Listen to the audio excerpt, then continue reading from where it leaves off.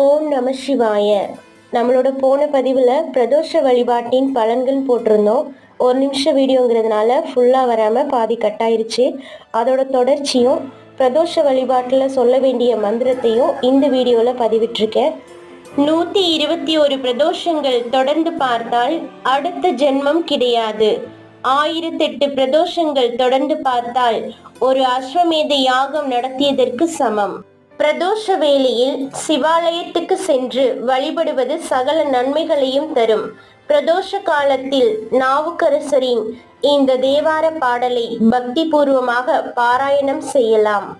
குனித்த புருவமும் கொவ்வை செவ்வாயில் குமிழ் சிரிப்பும் பனித்த சடையும் பவளம் போல் மேனியில் பால் வெந்நீரும் இனித்தமுடனே எடுத்த பொற்பாதமும் காண பெற்றால் மனித பிறவியும் வேண்டுவதே இம்மாநில